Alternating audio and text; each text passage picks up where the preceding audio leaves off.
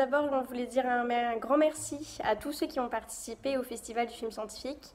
On a été, mes camarades et moi, très agréablement surpris par les qualités des prises de vue, les qualités du montage, du son, etc. C'était très agréable à regarder. Et aussi, on a été impressionnés par le contenu. Les sujets étaient très variés, très divers, et pourtant tous nous ont intéressés. Donc c'est qu'il y a un certain niveau quand même cette année. Donc il a quand même fallu faire des choix, ça n'a pas été facile. Mais en tout cas, ça a été une belle expérience et merci à vous de nous avoir fait découvrir tout ça.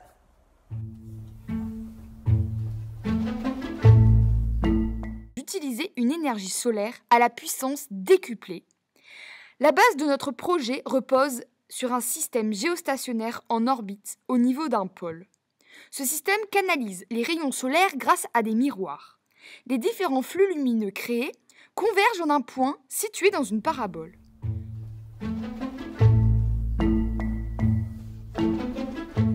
Le récif ici, toute la partie profonde était infestée d'acanthaster. Une fois qu'on s'est aperçu de la réalité de l'infestation, on est revenu pour quantifier le phénomène, c'est-à-dire faire des comptages, être capable de dire combien il y en a, à quelle profondeur, et ensuite de tester nos systèmes d'injection pour s'en débarrasser. Au Vanuatu, on a développé ce type de méthode en fin 2014 avec nos partenaires du service des pêches. On a réussi à mettre en place un système d'injection avec du vinaigre ou du jus de citron qui est peu coûteux, très efficace.